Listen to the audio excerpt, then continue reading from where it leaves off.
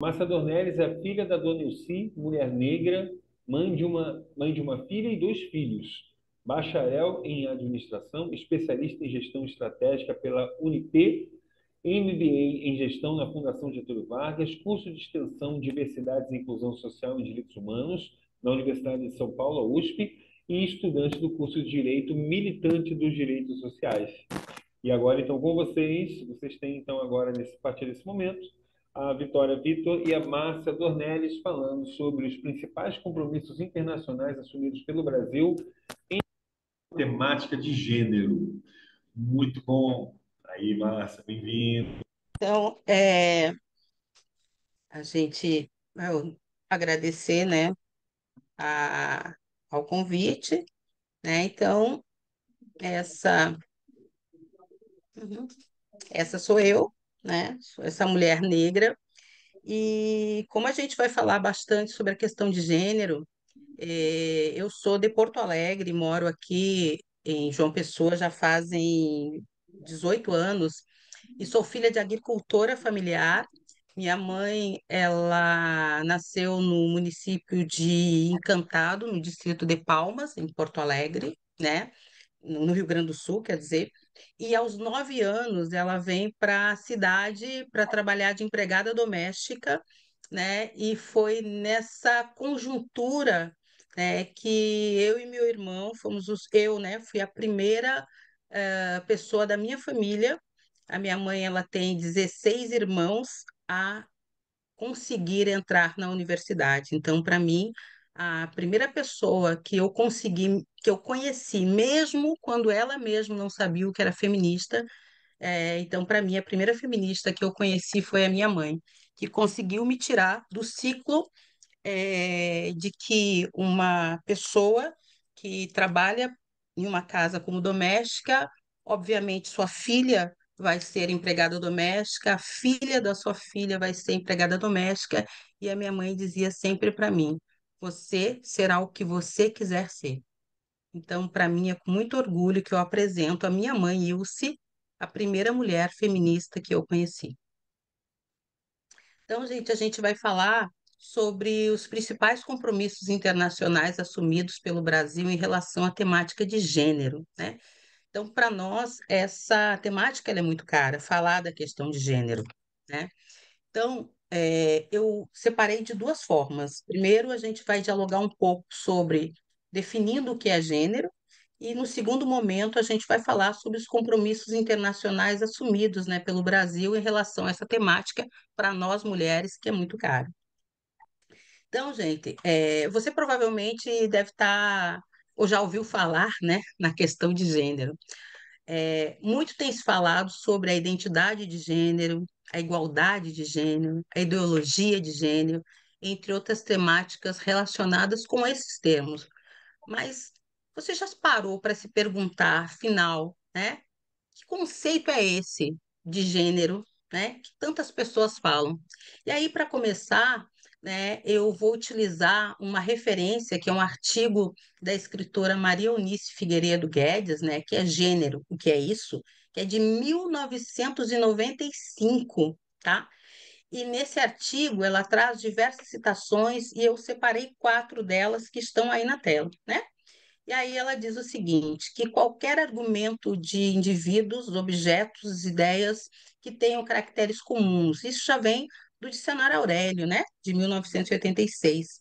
Também uma categoria social imposta sobre um corpo sexuado, Gates, citado por Scott em 1995. E gênero é um elemento constitutivo das relações sociais baseado nas diferenças percebidas entre sexos. E o gênero é uma forma primária de dar significado às relações de poder.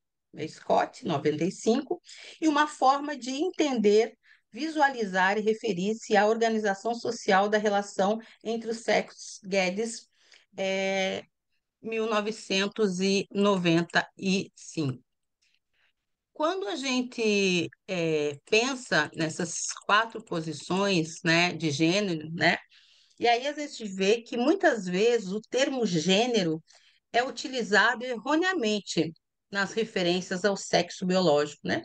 E por isso é importante enfatizar que gênero diz respeito aos aspectos sociais atribuídos ao sexo. Ou seja, gênero está vinculado às atribuições sociais, não a características naturais. O gênero, portanto, gente, ele se refere a tudo aquilo que foi definido ao longo do tempo entre a nossa sociedade, ao papel, as funções, o comportamento que se espera de alguém com base em seu sexo biológico. Então, quando a gente pensa no sexo biológico, a gente também precisa pensar sobre sexo, sexualidade e identidade, né? E aí, conforme eu mencionei anteriormente, é bastante comum observar a confusão entre relação a esses termos. Muitas vezes, eles são utilizados como sinônimos de maneira equivocada. E aí, para a gente dialogar sobre a questão de gênero, né, a gente precisa dialogar também sobre o debate da igualdade de gênero, que é exatamente o que a gente vai se propor na temática, né? E a gente precisa compreender essa distinção entre todos esses conceitos. A gente também tem que trazer para esse debate a questão do conceito de sexo, né? O que realmente é sexo? De respeito a características biológicas, né? Que diferenciam homem e mulher. O sexo é usualmente determinado pela genitália, né? A genitália do homem e a genitália da mulher. Mas quando a gente foca na questão de gênero, e aí, novamente falando, né? É a construção social atribuída ao sexo. E aí eu vou dar um exemplo para vocês, que eu acho que vai ser um exemplo que todo mundo vai de cara se enxergar nesse exemplo. Muitas vezes escutamos frases como: cuidar da casa é coisa de mulher. O que essa frase traz desse tipo é justamente a questão de gênero, né? E o que se caracteriza por ser mulher. São simplesmente características biológicas e anatômicas. Não haveria razão para alguém atribuir uma atividade especialmente às mulheres. Afinal, qual genitália uma pessoa tem ou não faria diferença na hora de limpar a casa, né? Isso demonstra que há algum sentido a mais atribuído a ser mulher, algo que vai para além do sexo biológico. Esse alguém, esse além, é justamente o gênero. E a gente também não pode deixar de falar sobre a questão da identidade de gênero. O que é identidade de gênero, né? Eu acho que isso, o próprio nome, ele já indica o que significa isso, né? Diz respeito ao gênero qual a pessoa se identifica.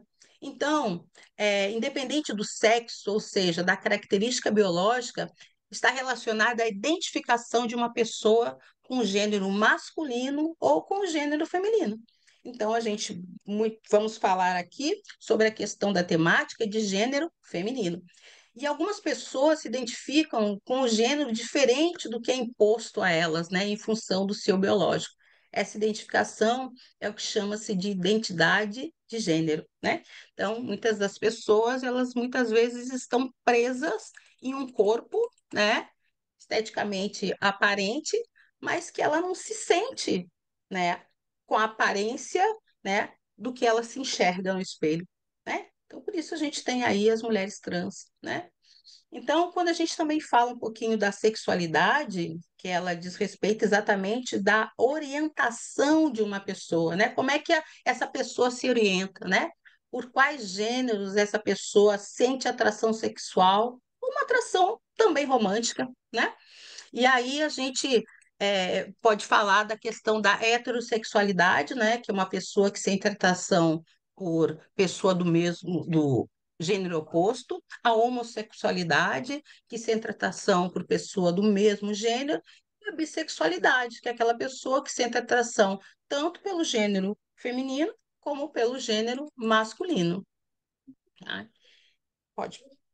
E aí, quando a gente fala da igualdade de gênero, né, a gente precisa dizer que a igualdade de gênero, né, ela, ela, tira. Uhum. A igualdade de gênero, ela refere-se às relações desiguais de poder entre homens e mulheres. Aí Vitória já falou isso, vocês já falaram isso, né? E aos papéis desiguais que nossas sociedades atribuem. As realizações de cada mulher são importantes, mas elas precisam ser discutidas no contexto mais amplo das desigualdades de gênero, né? Que a gente fala muito da questão da igualdade. Ontem o professor falou essa questão da igualdade, né? E a gente precisa também começar a falar da questão também da desigualdade. E aí, gente, quando a gente fala dessa questão, e eu vou trazer aí os principais compromissos internacionais, né? A gente não pode deixar de falar, e Vitória também tocou nisso, né? De uma história de nossas antecedentes, de como é que aconteceram, né, esses pactos, esses compromissos internacionais entre o nosso país e diversos outros países, né? Então, eu vou trazer um pouquinho do fim da Guerra Fria, né? Quando as agências oficiais de assistência ao desenvolvimento tiveram um corte muito grande no orçamento, né? E os países precisavam de cooperação, que tem essa cooperação entre países, né? Sofreram muito com a diminuição de recursos. E aí a gente vem com a ONU, né? Que é a Organização das Nações Unidas, né? A OCDE, que é a Organização para a Cooperação e Desenvolvimento Econômico, né? Elas passaram a discutir as metas para o bem-estar, né? O bem-estar econômico, para o desenvolvimento social e para a sustentabilidade, né? E aí surgiram os desenvolvimentos do milênio, né? Que eram os tais ODMs, né? Que era uma avaliação crítica de sustentabilidade. A sustentabilidade à época estava em debate.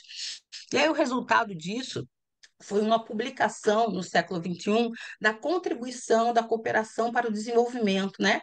Cuja redação consolidava discussões anteriores a Rio 92. E aí a gente tem aí, né, no ano de 2000, os países membros da ONU propuseram os 8 Objetivos de Desenvolvimento do Milênio, que está aí na tela, né, estabelecendo metas entre o período de 2000 e 2015, né, e as metas foram alcançando avanços consideráveis na redução da pobreza global e no acesso à educação e à água potável, que eram metas naquele momento, né?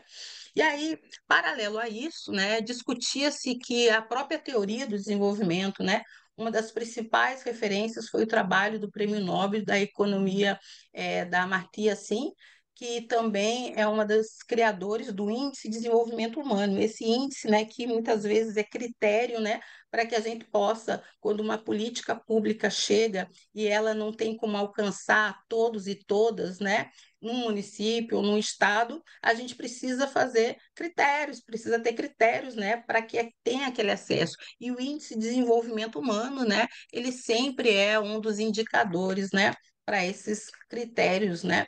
E aí o conceito de desenvolvimento humano, ele diferente do desenvolvimento econômico, ele é centrado na ampliação das oportunidades, das capacidades e do bem-estar das pessoas, né?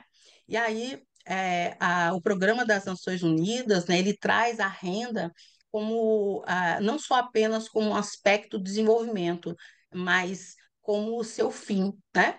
Assim, em 98 foi lançado, né, o Índice de Desenvolvimento Humano, e aí nós tínhamos 3 dimensões: renda, educação e saúde, tá? E aí, quando esse índice foi lançado, ele tinha o objetivo de oferecer um contraponto ao indicador mais utilizado até então para a comparação entre os estados, né? A gente vê até isso hoje, né? Que é o Produto Interno Bruto, o PIB, né? Como a gente chama. E aí, até hoje, o IDH é uma referência mundial sintética que, apesar de suas qualidades, não esgota todos os aspectos do desenvolvimento, e nem deveria ser dessa forma, né? E aí, em setembro de 2000, como eu disse, né, em 189 nações, né, firmaram um compromisso para combater a extrema pobreza e outros problemas sociais.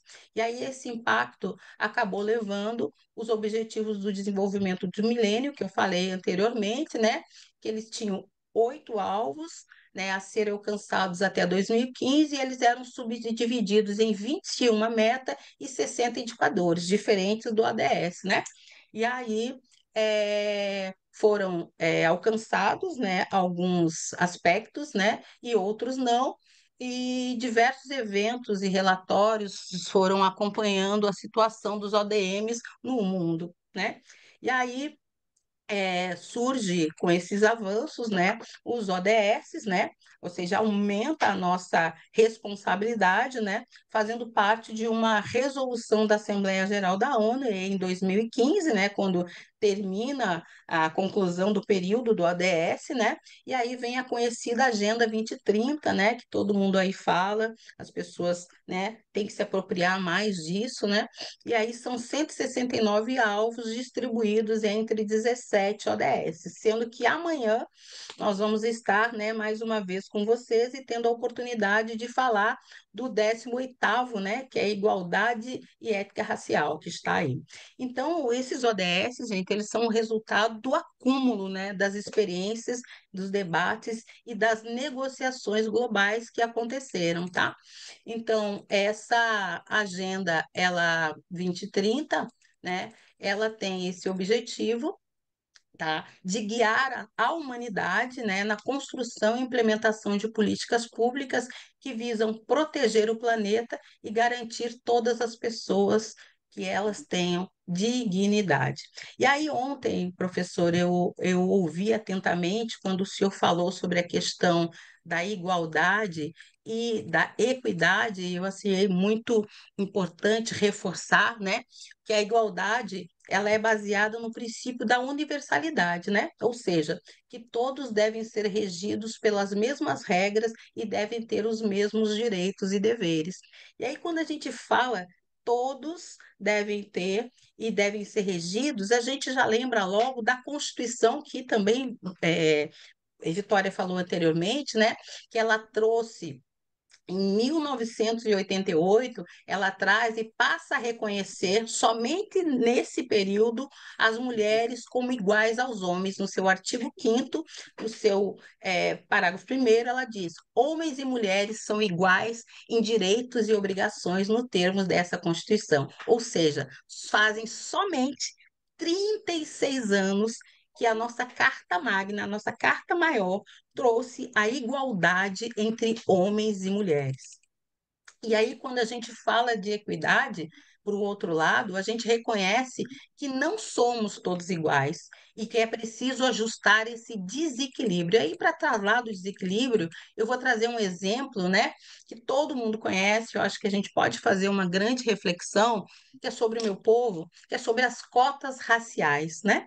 As cotas raciais, que são políticas públicas que reservam vagas em instituições de ensino, de trabalho e de serviço público para pessoas de determinados grupos étnicos, né?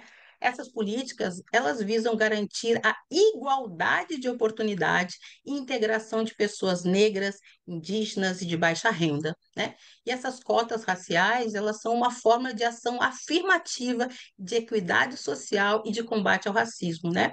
E são um dos principais compromissos internacionais assumidos pelo Brasil em relação à temática de gênero, né? Então, eu agora vou demonstrar, né, um pouquinho mais sobre a questão dos objetivos dos milênios. A gente já, os objetivos sustentáveis do Brasil, né?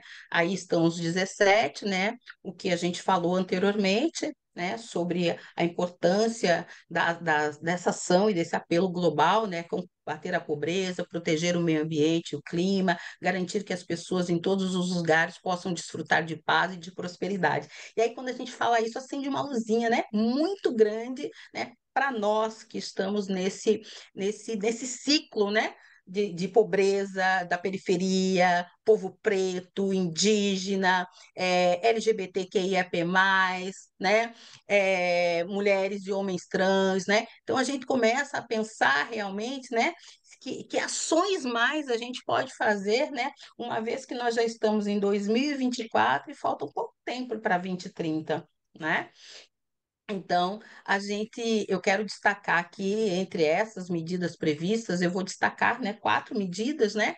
Que primeiro eu vou começar com a eliminação de toda a forma de discriminação e violência contra mulheres e meninas nos espaços públicos e privados. Vitória também trouxe isso, né? Uma vez que falamos anteriormente da questão dos ODS, né? E aí o ODS 5, ele traz a igualdade de gênero, né? da questão dos Objetivos de Desenvolvimento Sustentável. E aí a gente traz também a Declaração sobre a Eliminação da Violência contra a Mulher de 93, né, que reconheceu a urgência da necessidade de uma aplicação universal às mulheres dos direitos e princípios relativos à igualdade, à segurança, à liberdade, à integridade, à dignidade e todos para todos os seres humanos. E aí a gente começa a se perguntar, mas quais são as violências, né, impostas na vida das mulheres? E quais são as consequências dessas violências? Eu poderia aqui ficar falando de inúmeras consequências, mas a gente vai elencar algumas delas, que é a questão da alimentação inadequada, a falta de energia, dores pelo corpo, hematomas, escoriações, síndrome do pânico, tristeza, solidão, baixa estima, e que determinam danos emocionais e físico muito severo nas mulheres, né? Muito severo nas mulheres. E aí, quando a gente fala dessa questão, a gente lembra também que a Organização Mundial de Saúde, ela define a violência como o uso da força física ao poder em ameaça ou na prática contra si próprio, outra pessoa, contra um grupo ou comunidade que resulte ou possa resultar em sofrimento, morte, dano psicológico, desenvolvimento prejudicado ou privação. E aí, quando a gente pensa nessa questão das violências, né, a gente vai focar um pouquinho aqui, de acordo com a Lei Maria da Penha, né, que a gente vai focar no artigo 7º da lei, que essa lei ela trata das violências doméstica e familiar contra a mulher. Tá? E aí, quando a gente fala dessas violências, eu lembro muito quando a gente está em palestras, né? A gente teve a oportunidade, né, Valéria, Vitória, de estarmos aí nas feiras de exposição, dialogando com as mulheres. E aí, quando a gente começa a falar sobre as violências, a grande parte das mulheres, né, elas pensam que a violência, ela sempre vai incidir na questão física. Né? É um soco, é um puxão de cabelo, é algo que incida dois corpos, né, se afrontando. E não é. A gente tem violência psicológica, né? Quando o homem chega e diz: você tá gorda, você fede a fritura, você não, você tá com a unha sem fazer, o seu cabelo tá precisando, a sua roupa tá arrochada e tantas outras coisas, né? Que a mulher ela começa a simplesmente ter a sua baixa estima, né? E muitas vezes ela não acha que isso é violência, ela começa a se perguntar que é culpa dela. Ela se olha no espelho e diz: não, realmente eu tô feia, realmente eu tô gorda, realmente essa roupa não me cabe, realmente eu não fiz minha unha, né? Ela não se pergunta, né? Por que que ela não está fazendo a unha? Por que que ela está engordando? Ela não faz essa pergunta. Ela olha e muitas vezes começa a internalizar. Então, isso é um tipo de violência, né? Existe a violência também patrimonial, quando ela está lá com seus filhos dentro de casa, e pega tudo, arruma as suas coisas e sai que a casa é minha. Inclusive, uma das questões muito acertadas do governo popular, do governo presidente Lula, quando coloca o Minha Casa Minha Vida, né, nos programas sociais de habitação, o nome da mulher, né, na casa, né? Então hoje ela não tem mais aquela questão sai que a casa é minha, não, a casa é minha, a casa está no meu nome. Então acho que também é uma forma de proteger, né, as mulheres, né, em si.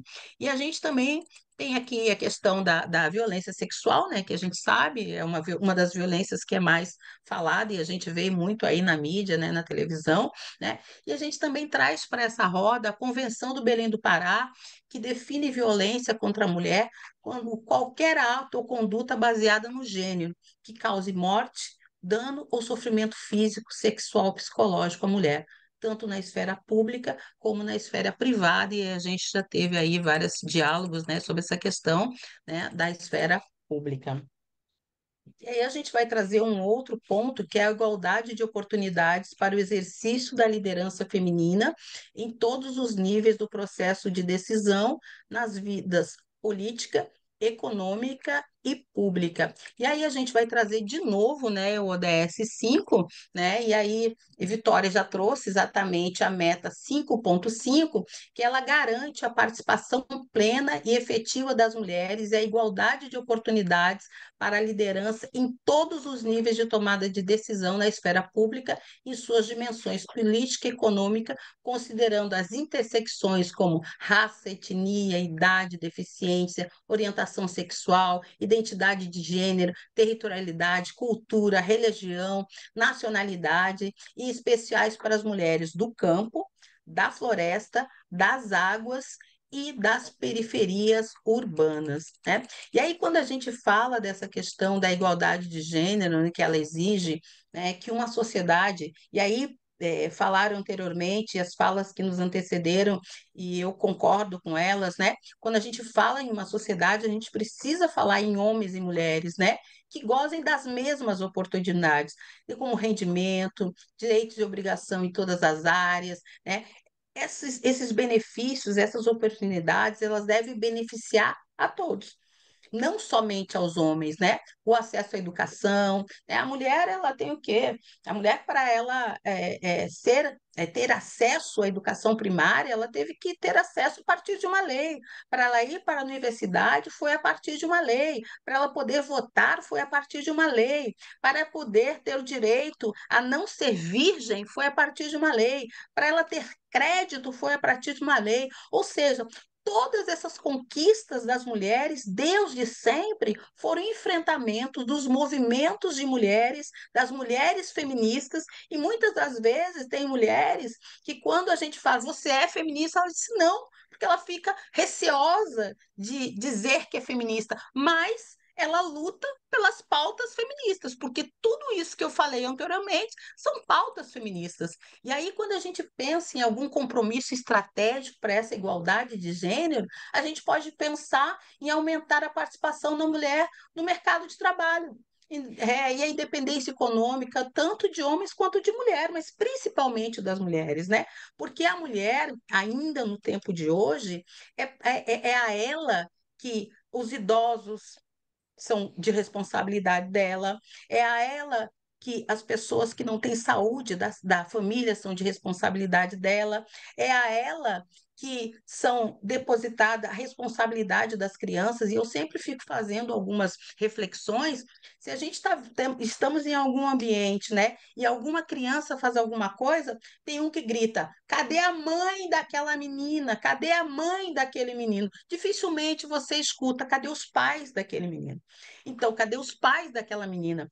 Quando chega uma referência da professora na escola, vem, mãe, eu preciso falar com a senhora amanhã. Por que não coloca aos pais essa responsabilidade? A responsabilidade de criação é dos pais, a responsabilidade de manter a família dos pais, né? Então, acho que reduzir essa disparidade de gênero, né, entre todos os termos, salarial, domiciliar, de combater mesmo essa questão de homens e mulheres, a gente precisa recombater. E uma forma de combater é trazer os homens também para o diálogo, né? É trazer os homens para esse debate, porque se tem momentos que as mulheres têm que realmente estar naquele espaço onde elas possam dialogar, onde elas possam conversar, onde a conversa, como a gente diz, é livre. Mas se a gente ficar dialogando para nós, de nós mesmas, dentro do nosso quadrado, a gente não vai evoluir, né? Nós somos mais de 50 da população, somos mães dos outros 50, né? E a gente não vê isso nos espaços de poder e decisão, né? Esses espaços são sempre ocupados por homens, e homens que muitas vezes não nos representam. Então, como é que a gente vai avançar nessas questões voltadas gênero e mulher se o nosso Congresso Nacional, a maioria são homens? Eles não vão estar lá para debater, até porque, vamos combinar, gente, que para sentir o que a gente sente, tem que ser mulher. Assim como uma mulher branca, ela nunca vai sentir a mesma coisa que uma mulher negra. Para uma mulher negra, A gente precisa ter a pele negra e sentir o que uma mulher negra sente para poder representá-la, né? Então, existe esse debate também da qualificação, da representatividade das mulheres nesses espaços de poder. Então, quando Vitória traz e diz, ó, nós temos na nossa Assembleia Legislativa 6 mulheres, todas são brancas. Todas vêm de vida política, ou já tem, são mulheres já que têm um poder aquisitivo melhor, mas a gente não tem uma mulher de periferia. Como é que a gente vai tratar as questões da mulher de periferia, de pessoas que muitas vezes não sabem nem o que é ser de periferia? Como é que você vai tratar as questões raciais se você nunca teve o impedimento de entrar em um banco, se você nunca foi perseguido em uma loja? Né? Quando você está comprando, quando você tem, por responsabilidade, não comprar para o seu filho. Eu tenho 3 filhos, e os meus filhos, quando eles saem de casa, a primeira coisa que eu vejo é: vocês estão levando a identidade, estão levando a carteirinha da universidade, não coloca esse capuz, não corre. Porque tudo isso, todo o movimento de um menino preto na rua, faz com que ele possa ser alvejado e assassinado e posto como um criminoso. Então, a gente precisa trazer esses diálogos, né? E amanhã a gente vai dialogar um pouquinho mais sobre essa questão, tá? Então, a gente agora também vai trazer um ponto, gente, e é o meu penúltimo ponto a ser tratado, que é a promoção da legislação que garanta a igualdade de gênero, né? Então, quando a gente pensa nessa inclusão da igualdade de gênero, né, o que nos traz é a Carta da ONU, né, que foi fruto de uma insistência da cientista brasileira Berta Lutz, né, que nós não combinamos, Vitória, mas aí a gente trazendo, né, o nosso povo para dentro dessa discussão, né? E aí ela participou da conferência em São Francisco em 1945, né? Onde à época diplomatas americanos defendiam a menção aos direitos das mulheres, né? Qual o texto do fundador, né, na ONU, e os norte-americanos e os britânicos simplesmente se opuseram, mas Berta estava lá, né? E ela foi enviada para isso, inclusive ela foi enviada pelo governo Vargas, né? De Getúlio Vargas, né? Para defender os direitos das mulheres, né? E aí, quando a gente trata dessa questão da defesa das mulheres, né? Da atuação de Berta, né? Em 1945, olha lá, no ano que minha mãe nasceu, né? E aí essa conferência, né, ela foi dominada por homens, né? E ela tinha simplesmente 3% de mulheres, eram 160 participantes e 3% eram mulheres, né? E Berta teve a oportunidade de discursar, né? E uma das falas do discurso dela, que eu uso muito, né, cotidianamente, ela dizia o seguinte: nunca haverá paz no mundo enquanto as mulheres não ajudarem a criá-la. Então, isso é algo que ela já dizia, algo que eu concordo, né? E a Berta era descrita como uma mulher excepcional, de energia e grande talento, e ela morreu em 76, com 84 anos, né? Mas ela deixa aí uma carreira profissional memorável, né? E aí, quando a gente trata dessa questão da legislação, né, a gente vem aí com a igualdade salarial, né, entre homens e mulheres, né, no governo do nosso presidente Lula. É uma lei nova, né? É uma lei que ela foi aprovada em 2023, não é isso? E ela traz, né, o decreto e a portaria, né, instituído a corrigir essas lacunas, né, e combater a eliminação das disparidades salariais baseada em gênero e proporcionar maior segurança para as mulheres, né? Porque muitas das mulheres, elas ocupam o mesmo espaço que os homens, ocupam os mesmos cargos, mas quando você vai ver, em sua grande maioria esmagadora. O salário é bem aquém, é bem melhor, bem menor que o salário dos homens, né? E aí a gente traz aí Berta, né? Que ela nasceu em São Paulo, ela era paulista, né? Ela nasceu em 94, né? Berta Maria Júlia Lutz, né? Era filha do cientista Adolfo Lutz e da enfermeira inglesa Anne Fowler, né? Ela foi a segunda mulher a ingressar no serviço público brasileiro em 18 e criou a Liga para a Emancipação Intelectual da Mulher, o embrião da Federação Brasileira pelo Progresso Feminino. Então, Berta Lutz, presente, presente, presente. E a gente aí vai para o último, né? Item que a gente traz, né? Que é o reconhecimento do valor do trabalho doméstico e o compartilhamento das responsabilidades entre homens e mulheres. Então, gente, a gente vai trazer aí dois gráficos, né? Importantes. Um fala sobre a horas por semana e outro fala sobre gênero e instituição. Eu vou me atentar, primeiramente, né, às horas por semana. Então, diz o seguinte, né? Em todas as regiões do Brasil, e nós temos, né?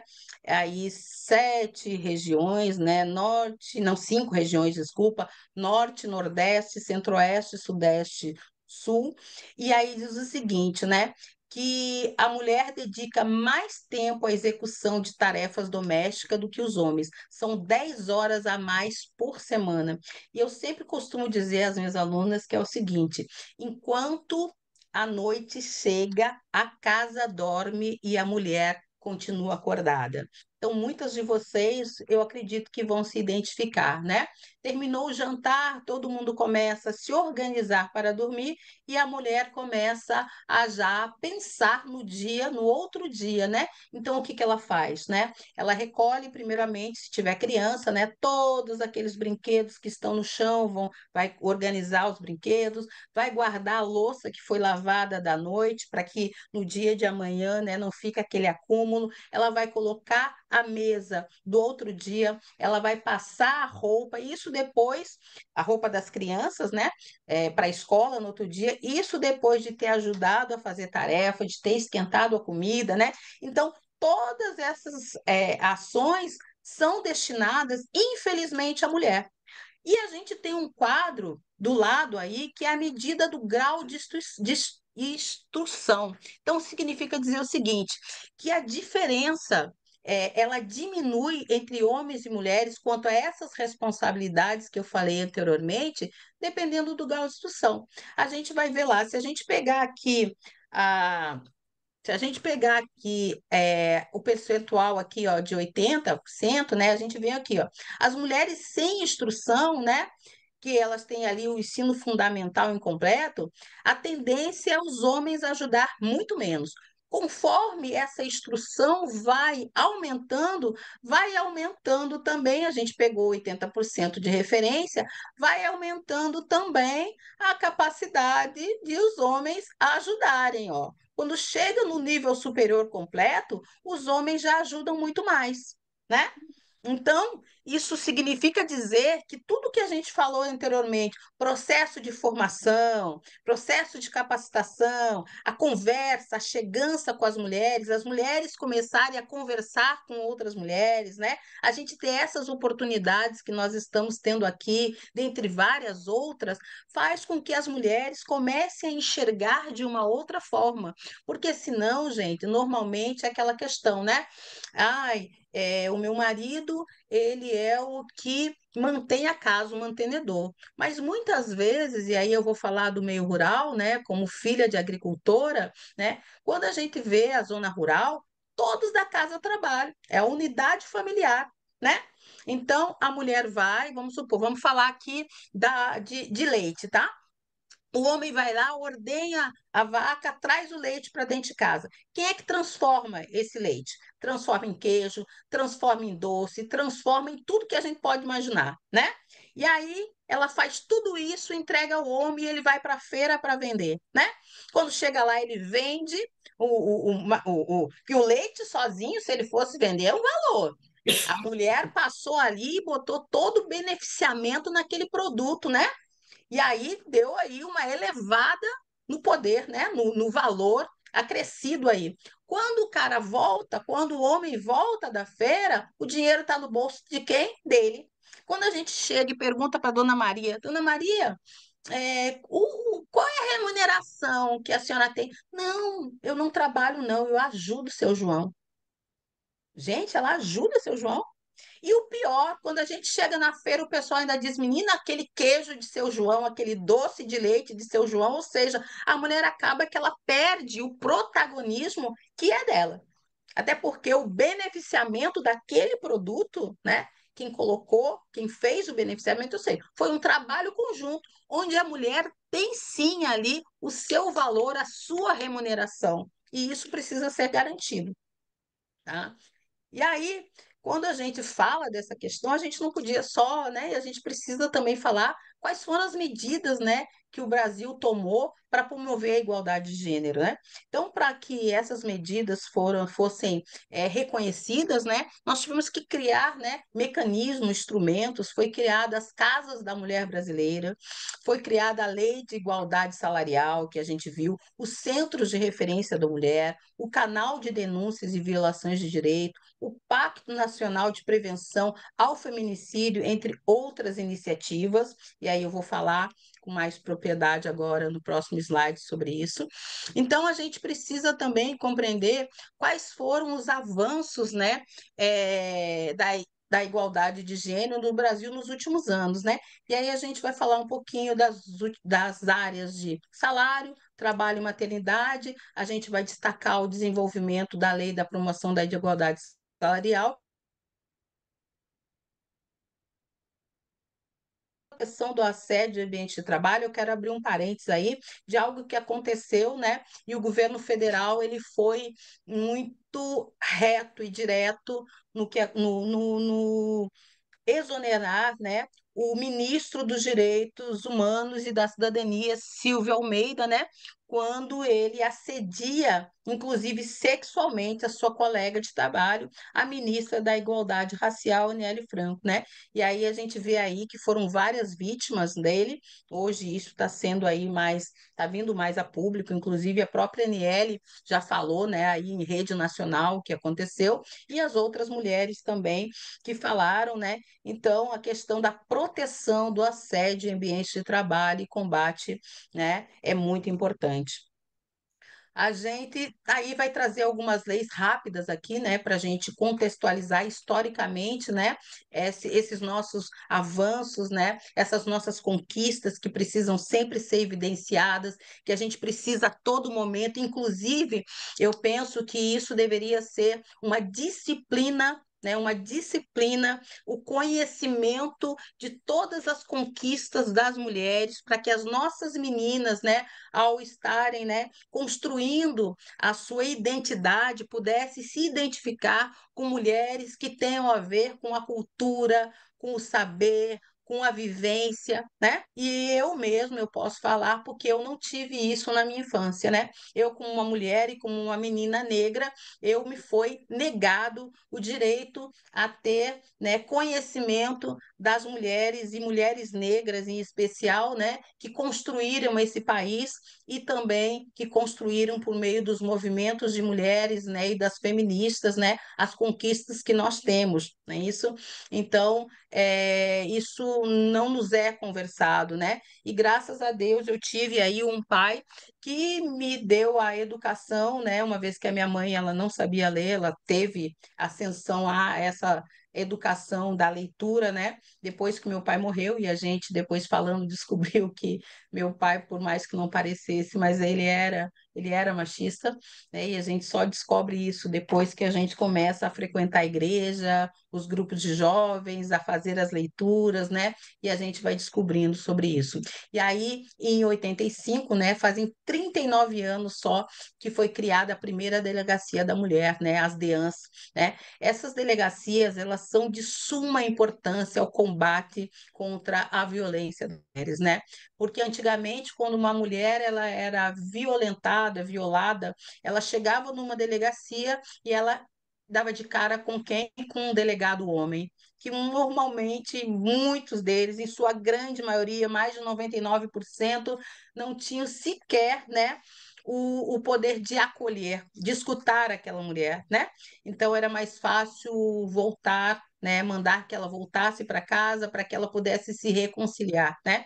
E aí em 85 o movimento de mulheres, né, esse movimento aguerrido, ele consegue, né, por meio de lei, né, criar a primeira delegacia da mulher, que é um espaço realmente de acolhimento.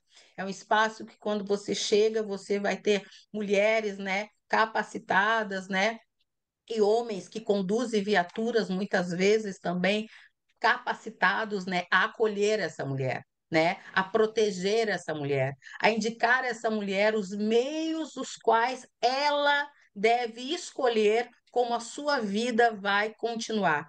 E não com o olhar de julgar, nunca julgar essa mulher, porque nunca será culpa dela, nunca será culpa dessa mulher. E em 2006 é sancionado a Lei Maria da Penha. Quem conhece Maria da Penha sabe que esta mulher ela precisou sair desse nosso país para ter esse direito conquistado lá fora, né? E aí, em 2006, né, foi sancionada somente há 18 anos, né, o combate à violência contra a mulher. E aí, contra a mulher, e a gente falando da questão domiciliar e, né, da questão relacionada à família, né? E aí, em 2015, é aprovada a lei do feminicídio, né? Que é aquela lei onde a mulher ela é assassinada por ser mulher, né? E aí a Constituição Federal reconhece, né, que o feminicídio é um crime de homicídio qualificado, tá?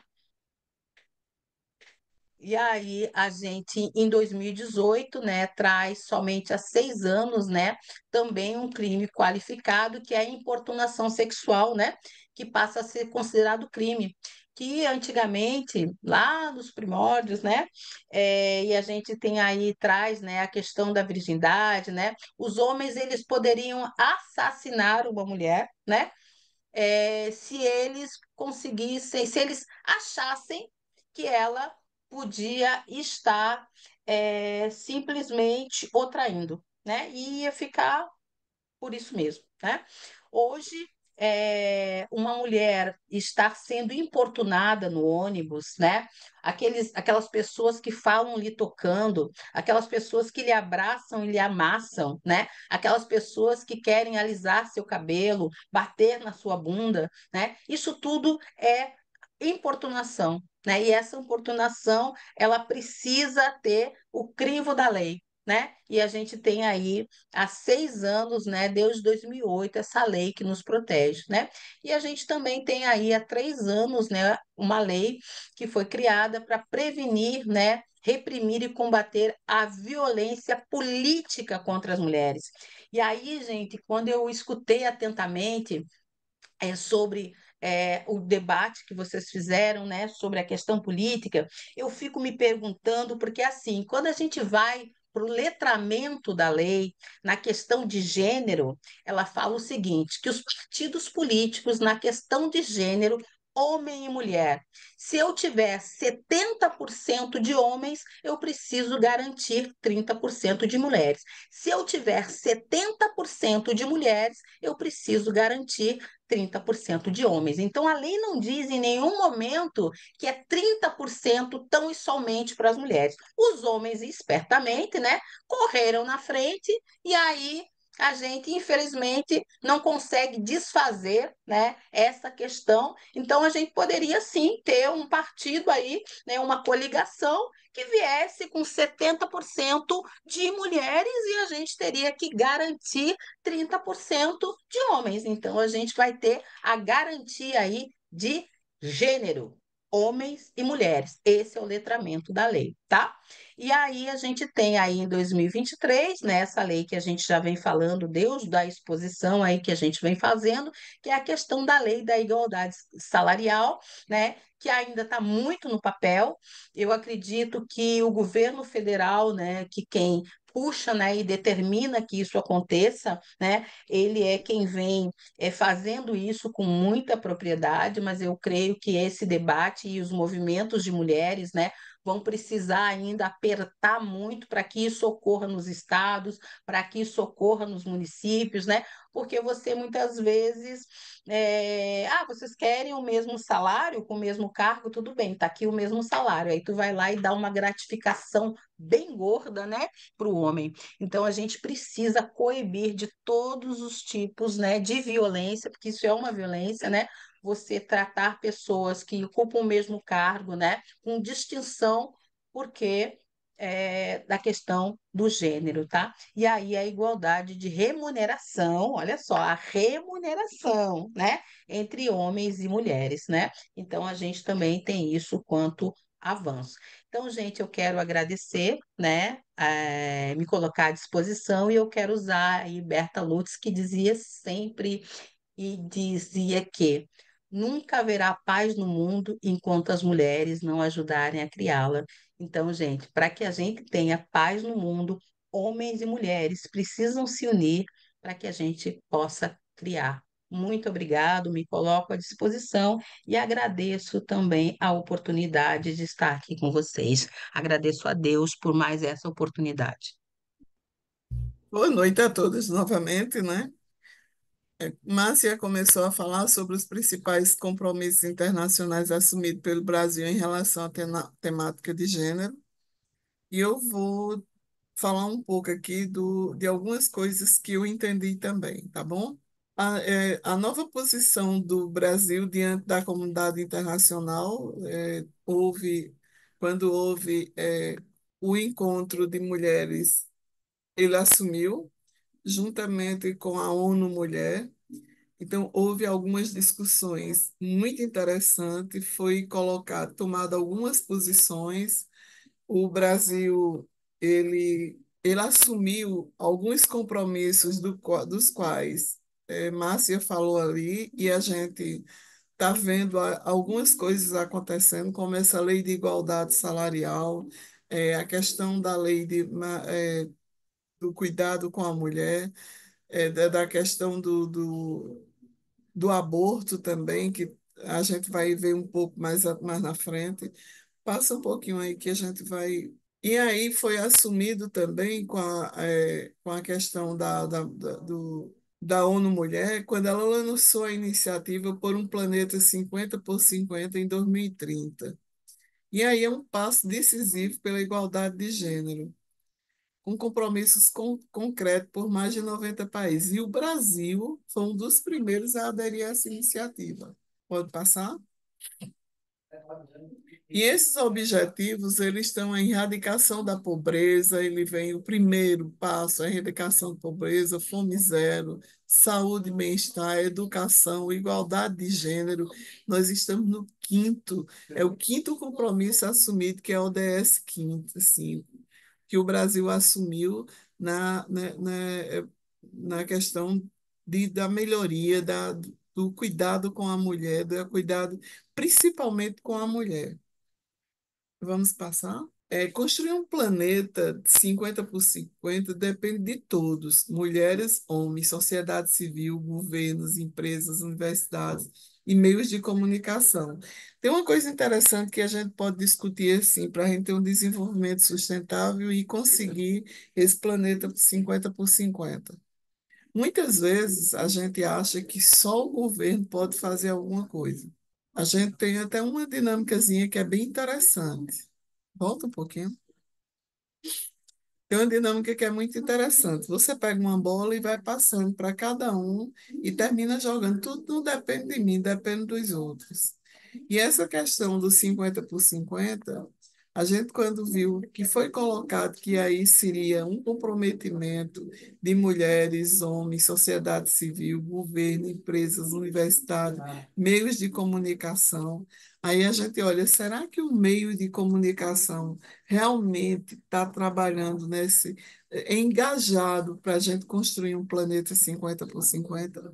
Será que a gente está construindo realmente a gente está vendo os meios, as universidades, nós mulheres, os homens, a sociedade civil em geral, a gente pensando mesmo nessa construção. Aí eu olho para o momento político que nós passamos agora e a gente está vendo que a gente está muito distante. Então, assim, dentro disso aí, os objetivos e metas estimularão a ação para os próximos 15 anos, em área de importância. Isso foi quando? 2015. E as áreas de importância foram o quê? Pessoas, acabar com a pobreza e a fome em todas as suas formas. Mas tem outra coisa que eu acho que aqui fica faltando. A gente precisa acabar com a pobreza e a fome, mas a gente precisa trabalhar a questão da igualdade e dos sentimentos, que muitas vezes a gente não trabalha o sentimento das pessoas. Como é que as pessoas vão se levantar se o ego está lá embaixo, está passando muito rápido? O ego das pessoas, a gente não consegue realmente trabalhar que as pessoas melhorem sua autoestima. Para a gente melhorar esse planeta, a gente melhorar tanta coisa, acabar com a degradação, como diz a outra ação, que seria a questão do planeta, primeiro a gente precisa tratar as pessoas. Como a gente fazer isso? É através da educação, através da melhoria de renda, mas a gente não vai ter uma melhoria de renda se a gente não trabalhar a questão da educação. A prosperidade é assegurar que todos os seres humanos possam desfrutar de uma vida próspera e de plena realização pessoal. E aí essa relação pessoal vem muito também baseada no que eu acredito, que se a gente não começar a tratar as pessoas como pessoas que têm sentimentos e até para que elas consigam crescer, se desenvolver, ser próspero, precisa tratar esse lado. A paz, promover a sociedade, a sociedade pacífica, justa e inclusiva, que estão livres do medo e da violência. Não pode haver desenvolvimento sustentável sem paz, não há paz sem desenvolvimento sustentável. Aí vem a questão da parceria, mobilizar os meios necessários para implementar esta agenda por meio de uma parceria global para o desenvolvimento sustentável realizada com base no espírito de solidariedade global, reforçada, concentrada em especial nas necessidades dos mais pobres e mais vulneráveis e com a participação de todos os países, todas as partes interessadas e todas as pessoas. Mas para a gente incluir essas pessoas, a gente precisa, a partir de mim, preciso ser mais inclusiva. Eu preciso olhar mais o outro. E às vezes a gente fica vendo que a gente é muito mais de impor. Eu estou trabalhando na economia solidária, mas é a minha cooperativa, é o meu pessoal, não é o pessoal que faz parte da cooperativa, é o meu pessoal. É o sentimento de posse que a gente tem ainda e não consegue trabalhar trabalhar comigo mesmo, que eu não é para mim ter esse sentimento de posse, mas eu tenho um sentimento democrático, que é a nossa cooperativa, é a nossa associação. É o nosso povo, não é o meu povo. E em 17 de janeiro de 2023, o governo divulgou uma nota conjunta do Ministério da Relação Exterior, do Exterior, da Mulher, da Saúde, dos Direitos Humanos e da Cidadania, informando o desligamento do Brasil do Congresso do Consenso de Genebra e a associação do país ao Compromisso de Santiago e à Declaração de Panamá. Isso foi um marco histórico. Quem se lembra, a maior parte das pessoas se envolveu e buscou muito, as mulheres ficaram muito felizes com isso, porque o Marco de Genebra, ele é contra o aborto, ele tem algumas coisas que não andam na mesma mão que o Brasil, que o país, o mundo vai trabalhando. Então, esse compromisso, ele foi muito forte quando o Brasil assumiu, e só o governo Lula que teve essa coragem, né? Pode passar.